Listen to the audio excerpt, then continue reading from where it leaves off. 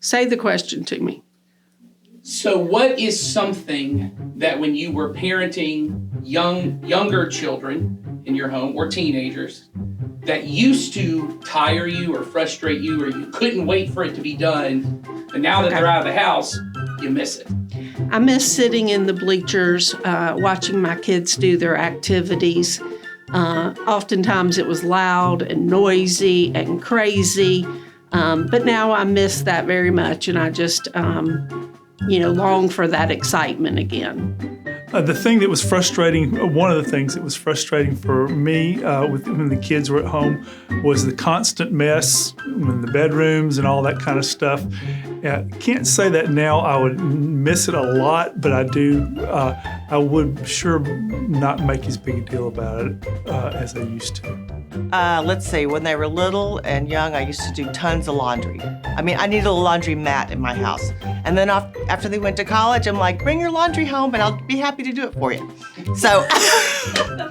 Mom, what is one thing that when all of us were in the house was probably frustrating or tiring, but now that you don't have kids in the house, you actually kind of miss? I would say that because we homeschooled you guys, you all were with me pretty much 24/7, and so I heard mom, mom, mom, mom, mom all day long, and so now I sort of miss hearing you guys call out for mom during the day. We often complained about the fact that we felt like we were just glorified taxi drivers or just an Uber for our kids, so to speak.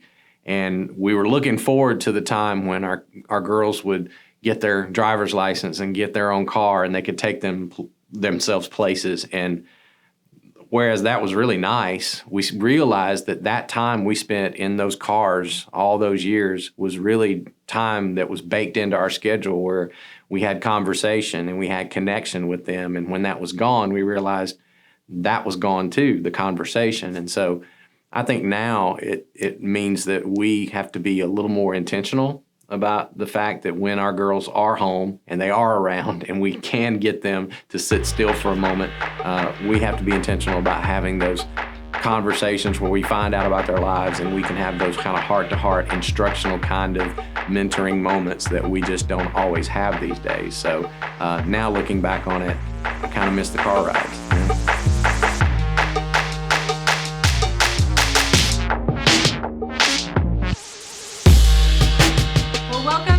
Great Parents Podcast. Yeah. I'm Molly, and this is my co-host Nathan. Yeah, we are both not great parents. Not great parents. We apparently not great podcast hosts either, because this is the second taping of this episode. Yes, we made an attempt at doing it yesterday. We did the whole thing yesterday, and then we realized, boy, did we do the whole thing. Yes, we did more than the whole thing. You know how we have mini episodes? This would have been like a super episode. Yeah, and it was not good. It wasn't even good. Yes, it was not good. It definitely wasn't great. It definitely wasn't great, nor wasn't good. So we thought we would come to you again with some. Sometimes you're just a straight up bad parent. Right. Maybe we can do an episode on that. When are the times when you've not been great and you've not been good? You've just been straight up bad. Terrible. And sometimes you're a bad podcast That's host. the podcast your children wanted you to have. The terrible The parents not great terrible parents podcast. Anyway, so we thought we'd start over. We Try get a it do-over. again. Hopefully we'll get it a little bit better this time. Well, and we're talking about phases of parenting today, and I feel like this is just the phase of like work I'm in right now. Right. We came off Easter when we're filming this. This Right. is just pretty directly after Easter. And I feel like, there was so much work that had to often go into it. Back to back. Egg hunt day, Yes. Easter. And I feel like, we should start there. This is your first It is my Easter season on staff at a church. It is. What was your experience of that? It was a lot. It's a lot. People don't know. People don't realize. No, it's a lot of prep work. It's a lot of wondering how it's going to be, who's going to come Yes. through the doors. And it's really exciting. It's really cool. There's so many cool things that happen. Yes. And then it doesn't end on Easter Day. There's a No. lot of follow-up and things that go on after the fact. But I was really tired. Yes.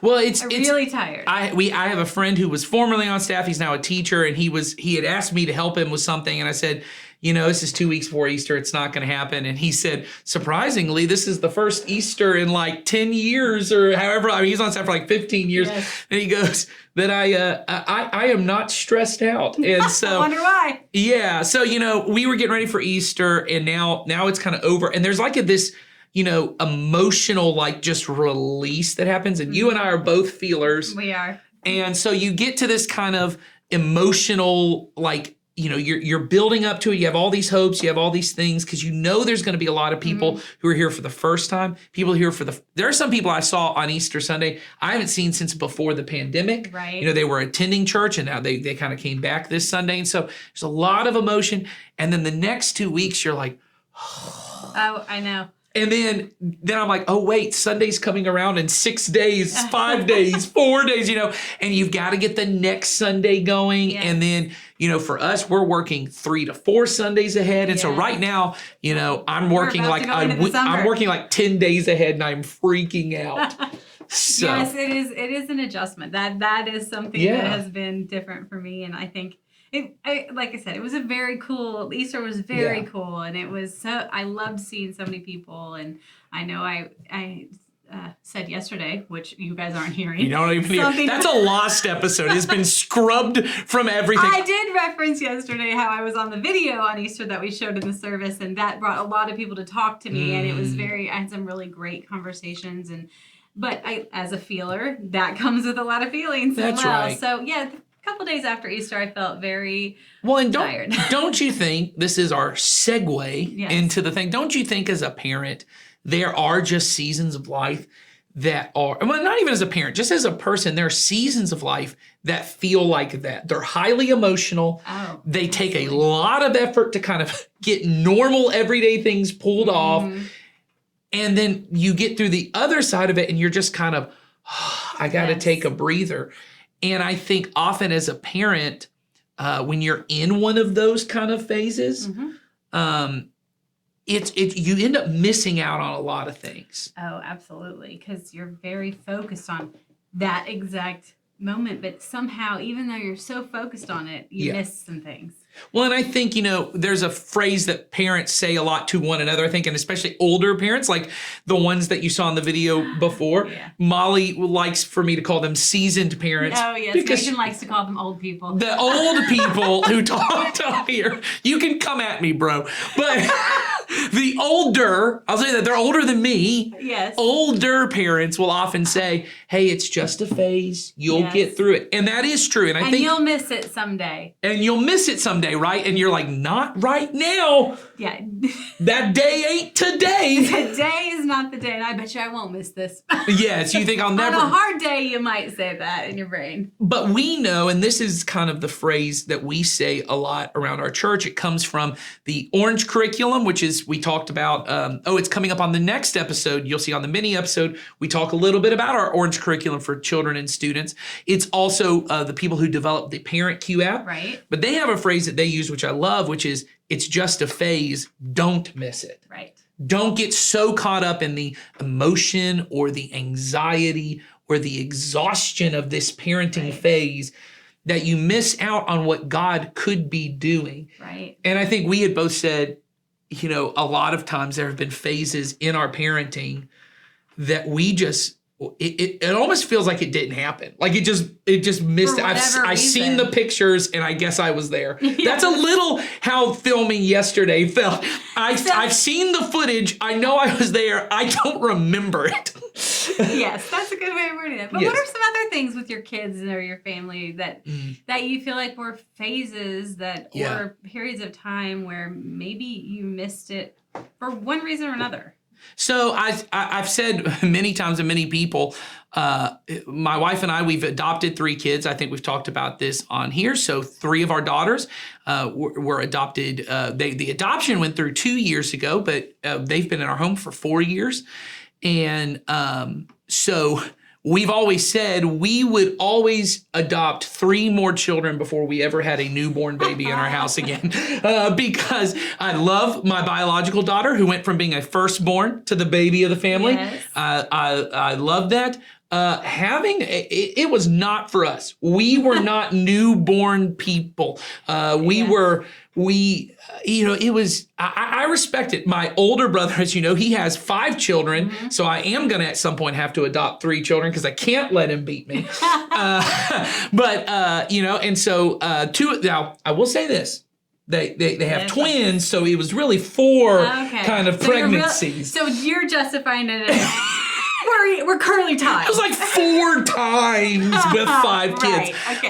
But I think You're losing. I've said to them several times, y'all are like superheroes of parenting. Of that you can you can have these newborn babies, the sleep deprivation, all of that. I look back on it, it feels like a blur. It was very difficult. All of it, even like sleep scheduling and all the restrictions on what we could and couldn't do, just like in our lifestyle.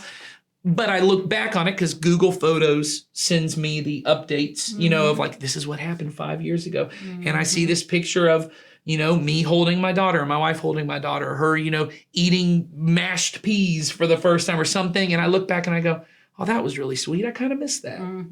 But I'm not crazy because I do not miss it and I'm not going back. It doesn't give you baby fever or whatever? No. And in fact, that's a fever you've never really truly had. I love, and I do love children. I mean, I have always been one of those people who I love spending time with children. I did youth ministry for a long time. I've done children's ministry. When I'm at the gym, I am the cringy old dude who's like, as the kids are coming in, I'm like, well, hello, how are you? And my wife's like, stop talking to the children. Stop being that guy. Stop being that guy, And moms are like clinging to their children because here's a dude in a hoodie and a beard walking up. But I never once think, man, I would like to have another baby. So, but I do at times miss that. What about you? What has been phases that you look back on and say, oh man, I missed that? Well, first of all, when I do look back on when my kids were early on, especially Henry, he had a medical condition when he was born. It was incredibly stressful for us. They basically told us for 2 years we had to be really diligent about caring for him. And I feel like I outright missed part of his childhood. You just weren't present. Was not present because I was so consumed by the stress of it all. And it legitimately was stressful. And I maybe ramped it up even more because that was what my mind was, consumed by at the moment. But I think there are moments of that both my husband and I look back and go, we might have literally missed some moments. And then we have moments where he's 11 now. And so we have moments where I feel like we just got so busy and things were, particularly when he first started doing like activities and different things. And we were doing a ton of stuff. And at the time I was working somewhere else. I was volunteering full-time here. We were at church all the time. We had family nearby. We were spending a lot of time with them. And then we had enrolled our child in about every extracurricular we could. And I feel like that time flew so fast that we missed a lot of that too. And then there's always sweet moments you miss, Well, and I think there are these moments, I'm sure you've had this too. I have it where you look at your child as they're growing up and you're like, when did you become a teenager? When did you, I don't even recognize, there are times you look at your kids, you go, I don't know who this kid is. In my mind, I'm like, you're such a tween. Yes, such a tween. But most of the time, and I will say this, because I think a lot of times we're trying to be honest about kind of the struggles of parenting, but there's a lot of joys of it. Oh, yeah. And there are times I look, especially at my oldest daughter, just because she's, the first to kind of do a lot. And I just look at her and I go, when did you become such a cool kid? Like such a smart kid, such a capable kid? There was, when you first moved in our house, there was so much that we had to do for you. And then all of a sudden you're just,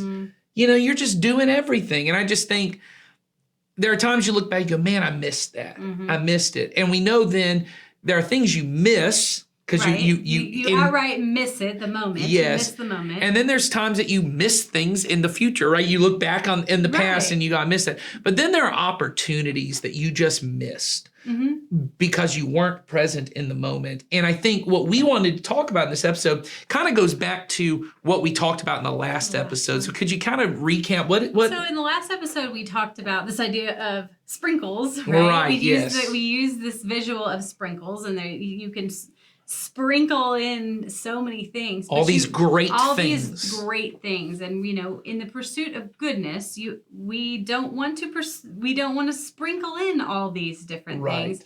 And we challenged you all with looking at your lives and really identifying what your 3 priorities, or narrowing it down to 3 priorities for you and your family. Yes. And everything else was just sprinkles, right? Right. Everything else was sprinkles. And then today, I think what we want to talk about is whenever you have priorities, and this was really helpful to me at a period in my life where I grew up in a very healthy family. You may look at my family and think we're not all that healthy.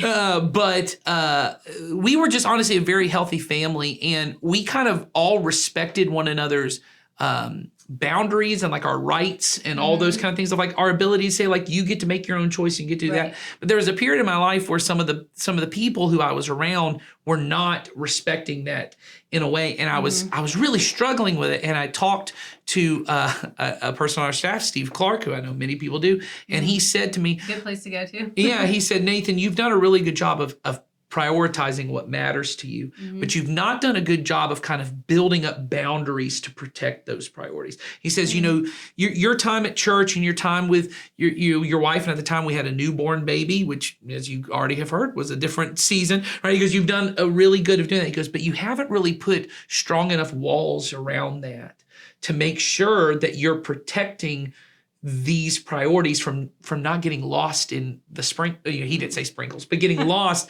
in the sprinkles of it all. Right, because you getting lost, and then your priorities are really... Well, your priorities You're mean not nothing. living what you really think you care about. Well, and once again, to go back into it, of the ice cream metaphor, right? Like you may say my priorities are really, it's the ice cream in the cone, but I've now covered it with so much sprinkles and I've allowed all this stuff that by the time I get to the ice cream, it's all melted. It's all be full. Yeah, and I might be done, and I never even get to the priorities because all these other things. And I think what we want to talk about in this episode is how do I put walls around my priorities, these 3 things that really matter, so that I don't let the things that matter slide. Right. And even within those walls, how do you do that depending on which season of life or 'cause it's phase different. you're in? Because that's going to be something that moves.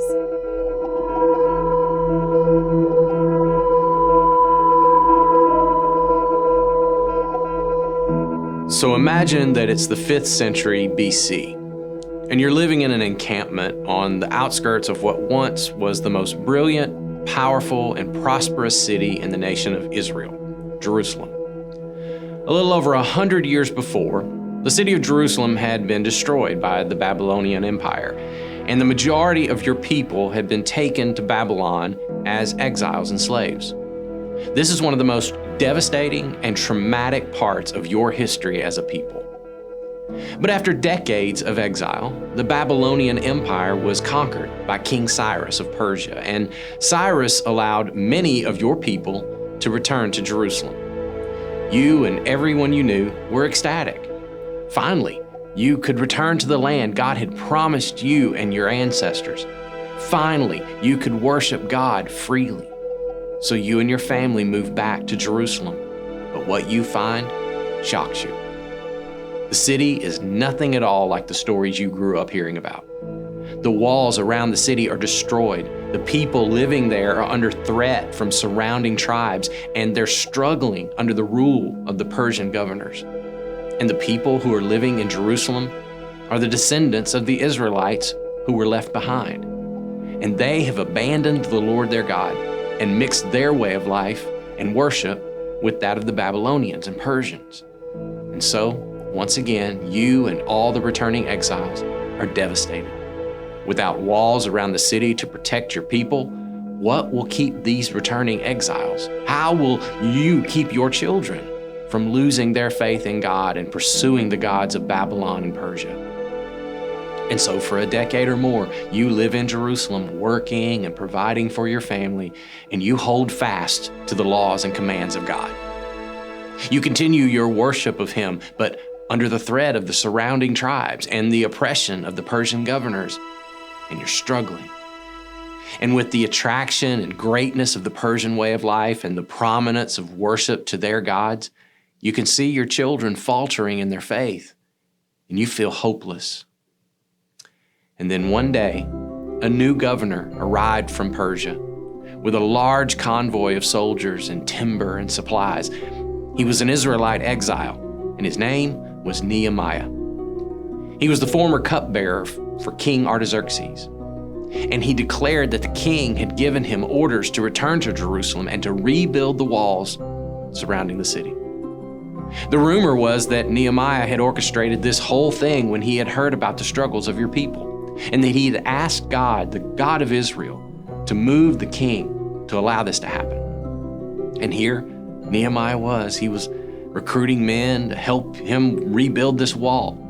So you immediately sign up to do what you can. So you join in with the work, and things are going well. Until one day, a group of men arrived at the walls of Jerusalem. And these were messengers from Sanballat, a leader from the nearby city of Horon, who was furious that Nehemiah was helping the people of Israel. These men invite Nehemiah to a meeting with Sanballat and other leaders from the area to discuss the work that's being done. And you're terrified because you know this is a trap. Sanballat and these men, they don't intend to meet with Nehemiah. They intend to harm or even kill him. You want to warn Nehemiah, but he also knows what's going on. And you hear him reply, I am engaged in a great work, so I can't come down. Why should I stop working to come and meet with you? In other words, Sanballat, I can't come off this wall, because if I do, it will mean the death of me and all these other people. So no, I can't be distracted. And 4 more times, these men show up and ask the same question in different ways, but every time they get the same answer from Nehemiah. I am doing a great work and I can't come down. And the work continues, even when these men show up and accuse Nehemiah of leading a revolt against the king of Persia. They say the reason he's building the walls is because he wants to raise an army and overthrow the Persians. And these kinds of lies and accusations, they're terrifying to you, because what would happen if the king ever believed them? He'd send his army to destroy Nehemiah and the city of Jerusalem again. But Nehemiah does not seem concerned. He calls out their lies and continues the work. And you watch with admiration at the stubborn focus of Nehemiah to continue the work God gave him. No matter what tactics his enemies use, Nehemiah will not come down off that wall, because stopping the work, being distracted by these attacks, would mean the destruction and the death of what really matters. And Nehemiah was too busy with doing a great work that he couldn't come down, and it paid off. The walls were fixed in record time, and because of the faithfulness of God and Nehemiah's stubborn focus on what God had called him to do, your people and your family are now safe to worship God and live in peace.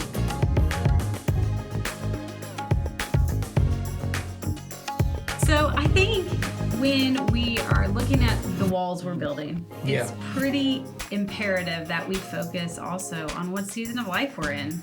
Yeah, because it changes. Your priorities never really change. No.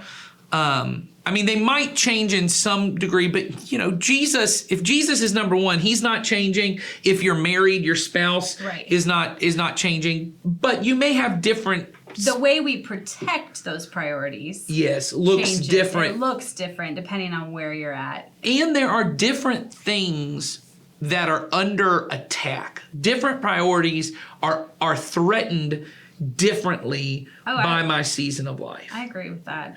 As a man, I would imagine that, there are certain times where working or I think this so. idea of being professionally successful, or in some cases, if you're the primary income person from your house, the need to make more money, I would think that would often feel like an attack on some priorities you might have. I mean, if my career is not one of my priorities, which it's not for me, I think this may be a slight tangent, but I think it's an important thing. I always said to my kids when we talk about it, and I used to say this when I would teach it to teenagers, this idea of 3 priorities, and you put walls around them.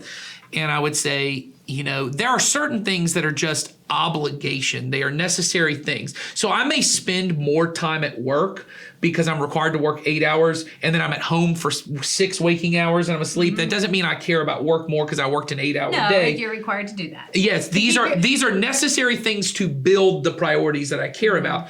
The problem is when work becomes the place that I find my meaning. The work becomes the place that I'm willing to sacrifice things that really matter to me for it.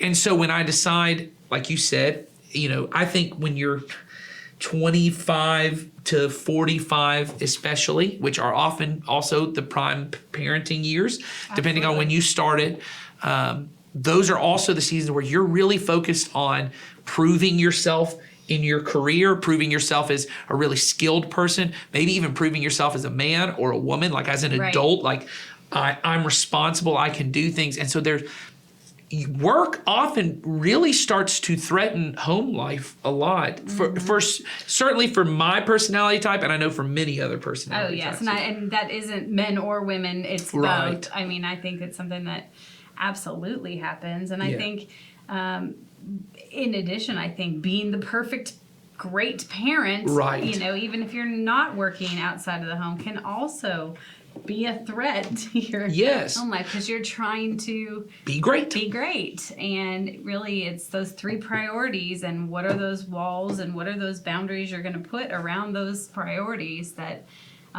you've got to put in place. Yeah, and so I think there's different things that attack different things. Like you said, I think work really attacks my home life. I think most people don't work on Sundays. I think the majority of people don't. I don't know if it will always be that way in our country, because I know there are more people I know now who work on Sundays than I used to know who did. And certainly back when there were these, kind of, I can't think of what they call them, but the Sabbath type laws that on Sunday every business would shut down. So certainly in our country, things have kind of gone differently. Well, and even just our access to the internet and technology. Oh, sure, and all my these phone. Things, my phone, my work is sitting in my pocket at any time. Yes. My kid's talking to me over here, but I'm getting out my phone over here and doing this. So it's changed. It's changed that, I think, for a lot of people. So I think in a certain season of life, work becomes this thing to my kind of, for me, it'd be work has often been, my wife would say she's often at times felt like a less than priority because of how much time I spent at work, and I work at a church. I know. So it was very easy for me, and I have to be very careful to put boundaries around even in my own, because I put Jesus and his church as number one for me. I have to be clear to myself, I'm not talking about my job. You're talking about your job. My job ends, I work Sunday through Thursday, and it ends at 4:30, or on Sundays it ends at about 2:00 when I'm when I'm done. That's the end of my job. But my commitment to the church, to the people that I know and I love, and I serve this community, that is always a priority. But it becomes a threat at times, my job to my wife, to my kids. But then I think the thing you were talking about of being these kind of excellent parents who have my kids involved in lots of different things, and often to be a great mom or dad, it's not even like the society great. I want to be great to my kids. Oh yeah. And so what I mean is I don't want little Billy, which no one names Billy, so little Zayden or whatever, little Jaden, little whatever, whatever. These are the new little Billies, right? These Bailey. Yeah, that's right. These names, right? Little Bailey. I want little Bailey to. I don't want them to ever be mad at me. So to be a great mom is when they say, "Can I go spend the night at so and so's house on Saturday night?" I don't say, "Well, no, because we have church the next day." I say, "Sure," because I don't want you to be mad. Right. Or I don't want you to miss out. Or can we go to Six Flags on Sunday and I don't go? All my friends who are going. Yeah, all my friends, and I'm going to miss out. Or as a family, can we go and do this as a family? Right. Or can we please go camping? This weekend. It's summertime. Let's go as many times as we can this summer. Or could we just hang out and be at home because you've been at work all week and you worked late every day, and we had baseball practice 1,000 times, and then you went and hung out with your friends on Friday night and I was at home and we haven't had any time together. And so now it's Sunday morning and this is family time, and you end up kind of creeping in at this point. You realize the boundaries the walls I didn't put around work, the walls that I didn't put around in this season of my life, maybe my hanging out with other people, or my kids' activities, those have encroached. I didn't cheat church to go to work. No. I cheated church to be with my family, and so people start coming in and they go, "So you're saying that I shouldn't spend time with my family, or that Right. Jesus wants me to take time So for then my you're family?" gonna go and cheat your family, Yes. or cheat church to go to be with your family, or But the some reason other you have to version. do that is because you cheated your family to work an extra 20 hours that week, or you cheated family time so that you could have a bunch of other activities that you didn't want to see, or you cheated family time so you could go hang out and feel like it was high school again and do all these same kind of things. And essentially, what you really did was you shifted your priorities because you did not protect them. And You the, did and, not put up. and the sprinkles melted the ice cream. Oh, right. And it all kind of just has They got to the slid. gross goo that you The gross goo when your in the kids middle. are like, and you're like, where's the trash can? And I think, and I know that may sound harsh if you hear it. I think there's this feeling of, well then, what are you saying? Well, what we're saying is what we said in episode 3, which is you can't You have can't it all. have everything. You can't have it all. You can't have it all. The sky is not the limit. You might be able to jump like if you had a 2 foot vertical, good for you. That might be about what you could do. You might be able to get that. Some of you have a 2-inch vertical. You're just barely coming off the ground. But you got to look and say, for this season of life, these are my priorities, and this is mine. I'm not saying they're yours. Jesus and His church, my wife, my kids. Right. I want to put such good walls around the time I give to them, the energy I give to them, because I can be physically present at home and not emotionally present. I know that you made adjustments in the past to make Yeah. sure those are in place. So tell me about Yeah, I think. looking at your life. And, Yeah, so as I've said, there have been lots of periods in my life where work, I would have never said work was a priority, but it was. I always had this thing of I want to be here. I want to be the first person here. I want to be the last person to leave. So there was a long period where I would come in and I'd be here at 7 o'clock in the morning, and I would maybe leave the office at 5:30 at night. Go But home and work. but then I would go home and write scripts. Or I would go to a meeting with somebody, or I would go on video shoots. If some of you remember, we used to have a lot of Oh, videos, right. and I often was involved in, I'd say 90% of those shoots. And so, there'd be 2 or 3 nights a week I'm doing those. Plus, I was the youth minister, so I had a youth small group on Wednesday Right. nights. We had events on Friday nights. There were weekends I was gone. And a lot of that was stuff I got to do with my wife, and that was such a blessing. But before we had kids, she just said, when we have kids, I got to have you at home. And so when my first daughter was born, we kind of put some boundaries around that. But then when we began fostering, and this was even before we got our daughters in the home, we had some other placements. My wife would just say, I can't do this by myself. I did not agree because it's difficult. Anyone wants to foster. It's a beautiful thing. It is one of the most difficult things I've ever done. And to do it on your own is a whole other thing. And so, especially when the pandemic happened and school was right. closed and all my girls were at home, my wife just said, if there's a way you can work from home, please do so. And it was really tough for me. felt like it cost you. And in some ways it did, because I became instantly less productive, which for me Right. was very difficult. There were things I had to say, I can't do that. And that's hard because you wanted to be the person that was, Yes. I can, so I will help Yes. or do anything here that needs to be done. It was hard to come in and tell people, hey, if you're gonna have a meeting with me, it needs to be done at noon because I'm working half days in the office and I'm gonna be at home working from the rest of the time. And to be able to say, now once again, I don't want anyone here to go, well, I can't. I'm an entrepreneur, or I work at a job where I can't just leave at 12 every day. That's not what I'm saying. What I'm saying is, from that season of my life, it was important because that's not my current season. We are currently filming this past 12, but. And yesterday we filmed our flop episode at 4. which we will not be doing anymore because we Yes. were exhausted. But for that period of my life, it was important for me to come home at that point, to be physically present in the home, even if I'm working, right? So that the girls, my daughters, felt kind of this other presence in the home. Right. My wife could get assistance And if she felt needed supported. assistance. She feels supported. And for that season, that was important. So it was not for, you knew it was not forever, but it was for right now.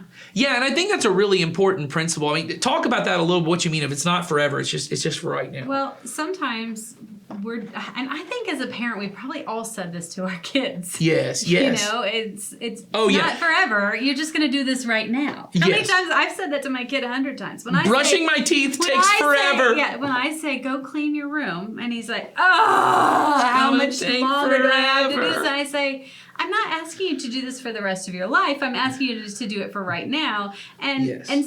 then we'll move on to the next thing. That's right. And I think we all say it way more than we even realize. But yes, it's for us. It's in our own lives that way. It's not.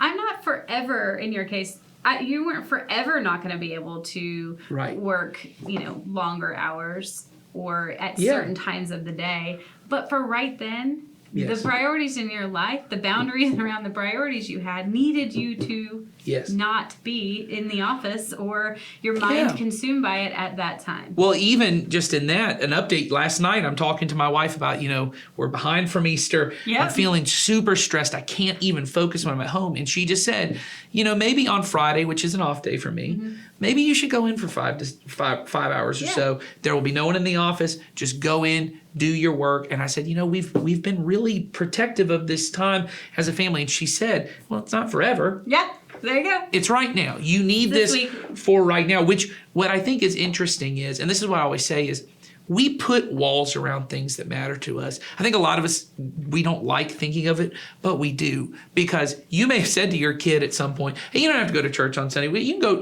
to Six Flags with your friends, because I don't want to say no. I don't want to force you to go to church, because I don't want to force them to go to church, because then they won't like it. Mm-hmm. But when your kid says, hey, all of my friends are skipping school on Tuesday to go to Six Flags, can I skip school to go to Six Flags? You don't go, Never. I don't want to force you to go to school. I don't want you to hate school, so I'm not going to force you to go to school. Right. You make them go to school. You put a wall around that time, and you say nothing else interferes. Or if you have a friend who goes, hey man, I haven't hung out with you in so long, let's just party it up like we were in high school again. Yeah, let's live it up. Tuesday morning, 10 a.m., I'm coming to your office, I'm picking you up, and we're going out. You don't do that because you have put a wall around that Right. and said you can't do that. And some walls naturally, just happen. Yes. Things like work sometimes. If you have to be Yes. at work at 8 o'clock, you're Yes. not going to agree to have, most likely you're not going to do that. You could maybe take a personal day, but if you had to tell the HR rep, the reason I'm taking a personal day is because my friend wants to go down to the Alamo and do some day drinking, and I don't want to be a part of that, you might be a little embarrassed to say that. I just want to say I just need the day. You just go ahead and tell a lie on that one. Yeah. But my point is, you may even have ways to get around it, but you wouldn't do that Yes. because you do know there are some things that matter. And what I have often found, and I'm just talking about as a parent, but also someone who did youth ministry for a long time, what we as parents often are willing to sacrifice for is we will sacrifice for great. Yep. And we've said this before, Sense you will anyone. cheat goodness to get greatness. And what we're saying is what God is calling you to do is to seek first his goodness, his righteousness, his kingdom. Seek first him in all things. And if you get any greatness thrown in, they will be sprinkles, and you may not even care that much about them. But if you pursue greatness, you may not get that many goodness sprinkles kind of thrown in. And in the end, Jesus was never interested in being a sprinkle in your life. So when you look at those priorities and you look at those walls you're going to build around those priorities, Yeah. don't build those with the sprinkles in mind. That's build right. that with the goodness in mind, and with if these are my priorities, this is what I am going to do whatever it takes to protect them, those priorities in this season of life. And it will feel like it's going to cost you. It is. It's going to feel like it costs. And it may cost you. I think I've mentioned on this podcast before that before we began fostering, I was actively, my dream in high school was to be in a band and go tour and play live in front of people. And I actually got a chance to do that for about 6 years, not the touring necessarily, but we traveled around the state. Around town. Yeah, we traveled. We went to different places and we did some stuff, and it was I loved it. It was very exciting. We got to do that, and I knew I cannot be going, even though this was a dream of mine, Right. for this season of my life, not forever, but for right now, I can't be going out 1 to 2 to 3 weekends a month, taking time away that I should be developing these relationships with these kids, helping them to see how much church matters, to go off and do this other thing that is a dream for me. And it was very emotional to kind of go, oh, well, I just don't get to do that anymore. And I'm once again, I'm not saying for everyone that's not possible. I know lots of parents of young kids who, for their life, it works for them to do that. It's why it's important you know what is my season of life, what is my priorities, what am I willing to sacrifice? Because as we said, we're not saying you can't have your kid in ball. We're not saying that you can't take a couple extra hours at work if you need them. We're not saying you can't do these things. You got to build walls around to say these things. So church on Sunday morning, there's a wall around that. Right. Nothing gets into that. You know, for me and my wife, it's every night we have a bedtime for our kids. So that you can have time for each other. We have walls around that. I have walls around spending time with my kids. You have a wall around Friday. I have walls, yes, around Friday for work that we're going to say, hey, this is a thing. And I will not come down off that wall, because if I come down off that wall, then inevitably it's going to be the death of something that actually matters to me. Right. And you don't know what that is. And don't you think at some point, Molly, it gets to a point where you have to be willing to say, what do I trust will lead to a good life? Do I trust that this great thing will, or this Right. good thing will? Absolutely. I think it always comes down to trust in some ways, maybe, Yeah. especially when you're talking about sacrificing and Yes. when you're talking about things that feel like a loss.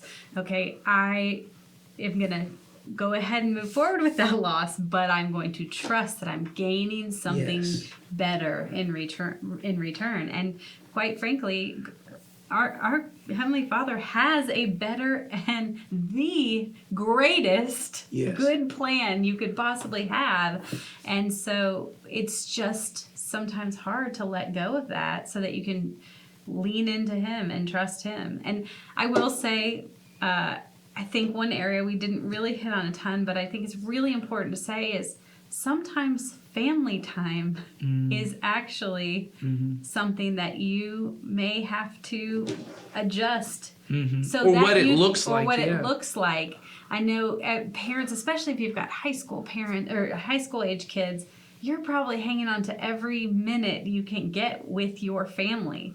And, you know, we've said it before, but we want to keep cautioning, don't cheat, church to have that time, because Yeah. ultimately you just need to readjust your family time and when you have it so that you're not cheating God's time, because His Yeah, will be forever. I think there comes a point where when your kids are younger, it's really easy to kind of figure out, you control a lot of the Yeah. schedule, but as they get older and they're wanting to go out with friends, or they've got a job, or they've got their own activities, and then you kind of look in and go, well, now the weekend's here and they're actually kind of free, and I just want them to be with me. And now we got to go do something at church, or they have a small group event because they're teenagers and they're going to a small group or a large group. You don't really have to go do that because I need you at home. We need to have some family time together.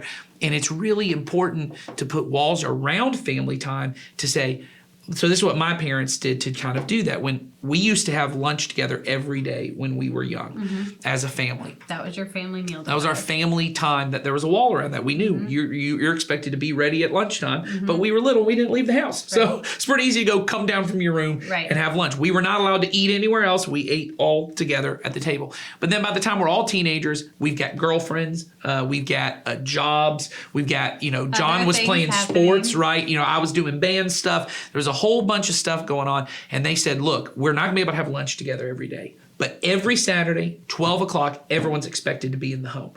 And we are going to have lunch. You can bring your girlfriends if you want. If you're hanging out with a friend, bring your friend. But you will be at home so we can and we just abided by that. And then it didn't feel like when Sunday, which I know we went to church together, but it was probably hard for you to imagine how all separated we were on Sundays. We weren't. yeah. We were not all together on Sundays. But they said, church time, it matters. We're putting walls around it. Family time, it matters. And everything else gets kind of looser, and you're able to kind of make that happen. But it's really important that you as a parent put walls around those things. so that you protect your family time, Yes. but really you protect your church time as well. Growing up in the church was never something I thought about. My dad worked at Fairview Christian Church in Carthage, Missouri, and while I knew it was a little different from other jobs he could have had, as a kid I figured since he had a similar schedule to most of my friends' parents, it really didn't matter all that much. And as I grew up, I thought about potentially wanting to go into ministry, and I started to understand the pitfalls of it. Like, if I burned out, there aren't exactly many backup careers if I want to change jobs, or if I am not a good enough person to be qualified to do ministry. Then my dad got fired though, and even though he was the one who got fired, in the moment, it really felt like this church that had taken care of us for 20 years and that had made us move and to be a part of it, and it was now rejecting us, my family and I think a lot about those days, and it took me no time to decide where I would not be going to church anymore, which I honestly understood to be the conventional wisdom. You know, I figured they didn't value us, and I'm not big on confrontation, so I just figured the relationship was over. And I remember the Sunday after, we went to a different church, one that a few of my parents' friends attended, and my dad talks about feeling so empty on that particular day. So the next Sunday arrives, and my mom tells me that they're going back to Fairview. And in a desire to seem supportive towards my parents, I was all kinds of encouraging towards them. But my heart was just like screaming out in anger. I was out here feeling like they were just gonna pretend that nothing had changed. That's not what happened, but the anger in my heart just couldn't get over the grace and forgiveness my parents were showing the church. Something my mom recounts about those days is the two of them decided that week that they were not gonna let my dad being fired be the catalyst for them leaving. And while I respected it, I didn't really understand why they were subjecting themselves to so much awkwardness. It was like they were looking at the bear that had just mauled us and saying it would all be fine. Like, from my perspective, the relationship was over, so the fact that they were staying there wasn't a testament to my parents' strength, but almost a fear of the unknown that would come from moving on. And while I still think that was like a tiny part of why they made that decision, my parents now actually tell me that it was a pretty easy decision once they thought of it. They had spent their whole lives as parents showing me and my brothers and sister that our relationships with Jesus was what mattered most to them. And what I think I admire most about my parents is that in the moment when all their kids had moved on, they chose to do the extremely difficult thing and go back to this place that had hurt them quite a bit and just sit in the pain. And it was moving for me to watch the church surround them, and weirdly also watch my parents support the church as it changes and as it went through some really rough sledding. But for the first time, I saw the church as something that was actually more than an idea or a place on Sunday morning. For the first time in my life, I got to see my family being a part of the body of Christ, in that there wasn't a natural option for their mind. Their devotion to the church superseded their devotion to themselves in a way that I just never seen. And I think that it's something that our culture just doesn't understand. There's a level to which I desperately want to be like my parents in the way that they prioritize church over themselves, and in some ways over my siblings and I, is something that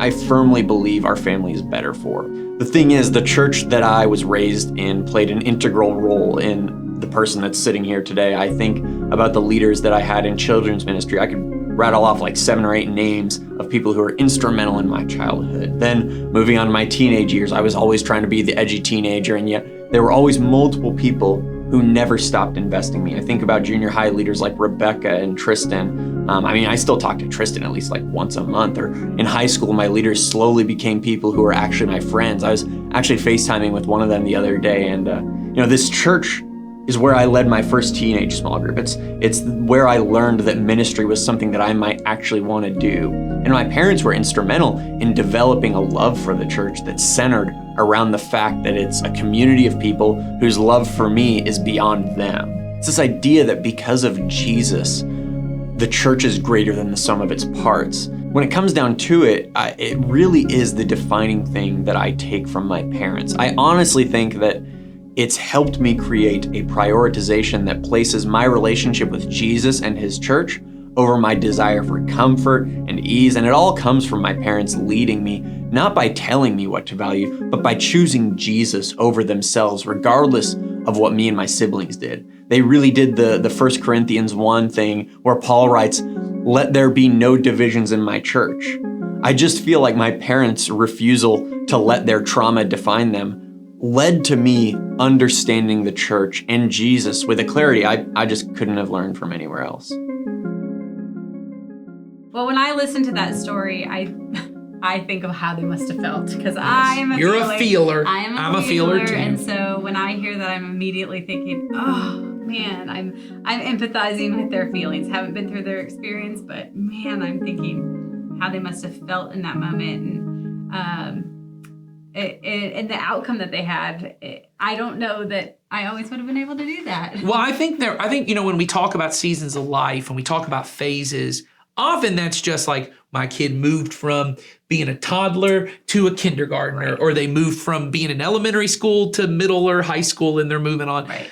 But sometimes the season of life that you go through are storms. Oh, a lot of times it could be depression or something like that. It could be divorce. Grief, you're in the middle of a divorce, or it could be financial like ruin or rebuilding, or it could be the loss of a job, all kinds of stuff. When Henry was born, for me that came crashing at me when he was diagnosed with a genetic condition that required it was very rare, so there was a lot of unknowns, and it required a lot of care, and it required me to kind of give up this dream or this. My mom used to say, well, you had designer baby in your head, which meant you had already designed how your child's life was going to be. Which don't we all? Which did not include a genetic condition. No, that I had of course not. And it did not include the words potential brain damage. That's true. That's not a very good Barbie doll. No. That is a worse Barbie doll. Of course, I told my mom, that is not what I thought. Yes, I know what you you would envision how something is going to be, which I had done. Yes. And, and then that wasn't the life that I had all of a sudden. Right. And so I had to a little bit grieve kind of the loss of this idea of what my child's life was going to be like. And then what happened to me in that moment was I wanted to just retreat because I wanted to pull back and I wanted to go, okay, I can control, this is what I can control. And so I'm just, this all feels too big. So I only have enough of me to focus on this one thing, which for me in the moment was I thought was going to be my child. I wanted it to be just keeping him healthy, and everything was going to be surrounded by that. And what happened was I didn't want to go to church. I didn't want, because I had decided, that was going to be a problem for some reason or another. I was going to be away from my child, but I also might pick up some germ there or something. Sure. I didn't want to serve anymore because I didn't have the mental or emotional wherewithal. I didn't think. I didn't really want to talk to people because every time I talked to people, I had to talk about explain it. So I wanted to just be at my house with my kids. Well, and I have to and imagine not even that much that either. I was going to say I have to imagine even the priority of your marriage. Because any of us who have been through, once again, I've not been through your situation, but I've been through really taxing situations with children, and the wear and tear it does on your relationship with your spouse if you don't put those walls around it. It can get very taxing. And so for you, I know, and you told this story in our video on Easter Sunday, so this is how we tie it all in full circle to the beginning. Is you had a group of people from church. You had these previous walls of I serve. I'm at church on Sunday. I'm in a small group. I am, I hosted a small group in my home. I had all of these things that was the priority. And when you start retreating, they become the ones who start holding up those walls. Yes, they get up on the walls for you. In, or they said to me, okay, when are you going to start? Yeah, I think I said this in the video. When are you going to start hosting your small group again? Yeah. And they weren't asking me when I was going to do it. They were saying, okay, it's time to do this. Yes. And they were saying, okay, keep moving forward in this. But if I hadn't have done that all along, prior to Henry being born, I think I would have just retreated. Yeah, if those people weren't there. But because that was such a priority for us, and because we had we had made that a priority, those people were saying, stay in church. Those people were saying, what, how's your marriage? They were saying, how are you doing? And they were basically, just lifting us up and making sure we stayed on those walls. And that, I'll forever be grateful for that. But it was a really trying phase for Well, us. but what I think you're doing in those moments is every time you hold a small group, every time you decided I'm going to show up to church on Sunday, every time you decided I'm gonna do this, you are effectively saying to yourself and to your child who is not even conscious of it at this point, this is a great work I'm doing, and I'm not coming off this wall, because if it is, because who knows what would have happened to your family had you chosen not to? Who knows what would have happened to the development of your son, who now loves church and has friends here and is involved, is about to be in middle school, is going to continue that kind of path. Who knows what would happen to his faith? But what we do know has happened, and what you have provided is you have provided a testimony, like a literal, what we used to call, giving your witness. It is a witness to your child. It becomes a story, like the story, the story. Look at that. The story Sawyer told. It becomes this witness from his parents to him of, my faith matters to me, and I hope it matters to you. My commitment to the church, it matters to me. I hope it matters to you. And your son's not even, he doesn't consciously remember it. No, he doesn't. And so when we said, hey, there was Ben and I were talking about how the video was up on Easter, and Henry said, you did a video about me? And I said, well, not exactly about you. It's about when you were born. And he was a little bit sensitive because he was thinking I was just talking about him. And so I said, here, come over here and I'll pull it up on YouTube and I'll let you watch. Well, he's going to love this podcast episode. Yeah, this is great. My kids are always like, are you talking about me again on the podcast? Yes.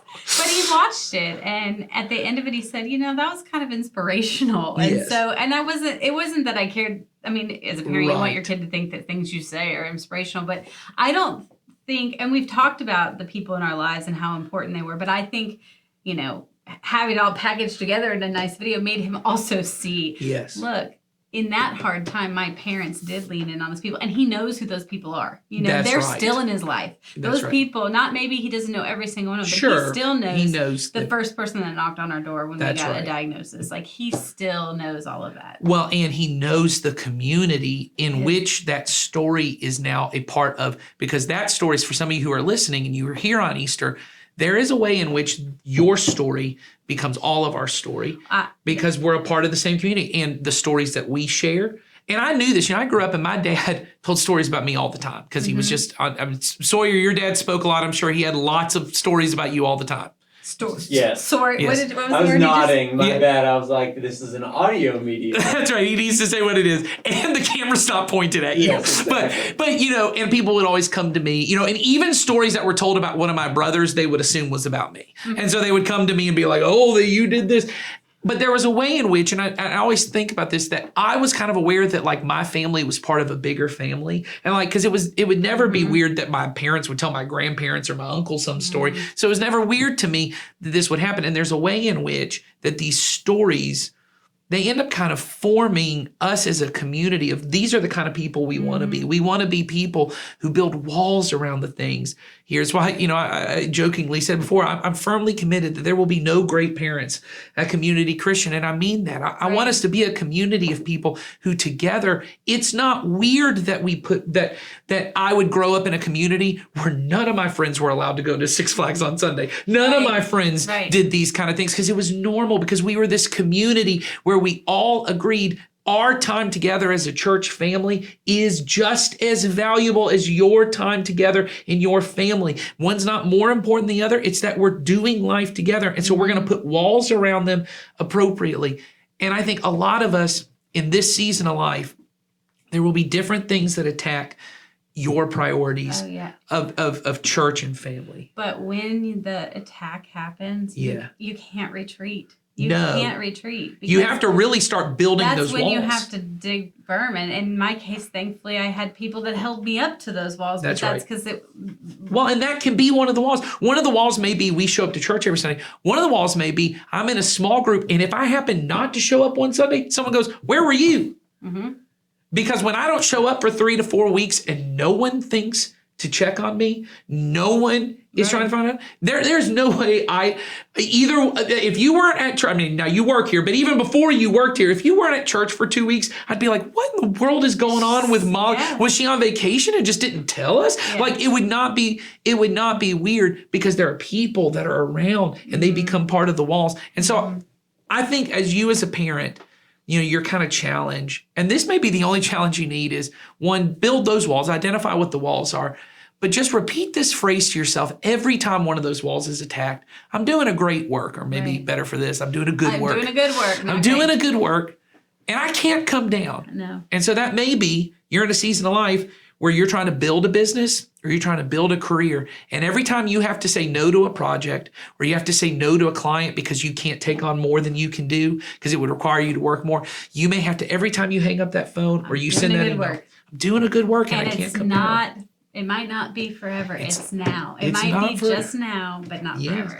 Or you may be in a season of life where things are really difficult right now and you are terrified to walk into that church building. You have so much anxiety in walking into church, going to small group, giving up this time that you have, and you want to just be alone. Every time you walk in, you say, I'm doing a good work and I can't come down. You may have to repeat it, even if your knees are shaking as you walk in. If you're in a season and you're a single parent right now and you've got kids at home and you're lonely, and you want a spouse, you want a companion, and there's nothing wrong with any of that. And I'm not trying to tell you what to do. I'm saying you may have to seriously consider when you're looking at, is now the time for me to date? You may actually have to say to yourself, every time you say no to someone, you may have to say, I'm doing a good work right now. And it's not forever. It's right now. This has to be where my focus is. And or if I'm going to do some of these things, then what are the boundaries within that? That's right. What are the walls and every time something kind of bumps up against one of those walls, just be honest. Evaluate it. Yeah, you put those walls in place and you say that. And this is what I would say is you have to have the walls in place before someone attacks them. Yes. Because every time they don't, every time they knock down a brick in the wall, every time they get a little bit through, you start going, well, maybe I could pull the wall back this far. Or maybe I can do this. You need to know ahead of time, these are the walls I'm putting in place, and nobody's breaking this down. I don't care if it's a client. I don't care how good the money is. I don't care how attractive he or she is. I don't care how good this looks. I don't care if their name is grandma or grandpa or uncle or aunt. This wall is in place. I am doing a good work. I cannot come down. And it may be that you have a teenager, and when you tell them, hey, no, we go to church on Sundays, you can't do that. And they say, I hate you. You're so unfair. You're controlling my life. And they stomp upstairs. Yes, and I'm going to hate church. You'll never make me love church. And they slam that door. You need to mutter under your breath as you're just gritting your teeth saying, I'm doing a good work. That was me as a kid. Yeah. I told my parents, I hate that place and I don't want to go. I'm never going to work at a church. I'm never going to go there now, whatever. However many years later, my mom gets the last laugh, I guess. There you I don't go. word it like that, but Yeah. absolutely, there are times where you are just going to have to say that to yourself over and over and over again. I recently had a conversation with a mom in our children's ministry, and we were trying to get her plugged into a small group, and she was nervous about doing it, and she was scared and whatever. But every week there was either an excuse or something would come up, right? And I said to her, you're trying to build a wall around something that is good. And is good. Yeah. And it's going to feel harder. Yeah. It's going to feel harder Yeah. because you're doing a good thing. Yes. And so you just have to make this non-negotiable this week. This Yes. week, it may not, this one time, we're going to get you there. Yeah. And no matter what it takes. And so we did, and we got her over the hump, and now she's been in the small group for a That's long time, wonderful. but she came back and said, to me, that was so helpful to go, okay, I just to remind myself, it's a good thing, and it's Yes. going to be hard. Yes. And it's going to require, things are going to feel like they're coming at me, but it's because I'm doing the right thing. Yes. It is always easier. It is always easier to go back into what you've always done. It's always easier for whatever reason to drift into bad things. Like nobody just naturally starts working out on their own, but you somehow just naturally on your own eat a whole entire chocolate cake. Like it's really easy. You always drift to what's easy and not healthy for you. Things that are good and healthy for you for some reason. It's not that they're harder. It's not that it's just, it takes intention. It's not natural. And so choosing to put that wall around and to say sometimes, and here's the truth, when you run into the wall, running into a wall hurts. But you are thankful it's there when someone's coming to attack it. And every time that you emotionally feel lonely, or you feel like your dream is dying, or you have a kid that's mad at you and emotionally it hurts, the person who has to grow up the most when you parent someone is the parent.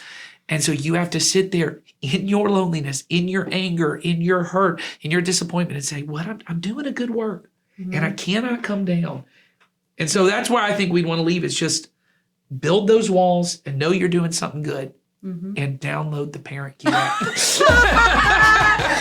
And download the Parent Cue app. No, in all seriousness, do download the Parent Cue app. It is excellent. It gives lots of great conversations for you and your family to have, and it just tells you where it's going to talk a lot about their phases that they're in. And since we talked about phases in this episode, it's really a great resource for you. And send us questions in the link in the description. We also want questions. We always want questions. Yes. So send us questions, and we will do our best to bring them up. Actually, if you send us a question, we'll probably do a whole episode on it. Yeah, we've already did one. We The did last that on mini another episode one, was so. that way. So Anyway, thanks for being here with us today, and go ahead and look at your own life and get those priorities lined up and start building those walls. And we are glad that you all are here with us today, and we'll see you on the next episode. See you later, Not Great Parents. see ya.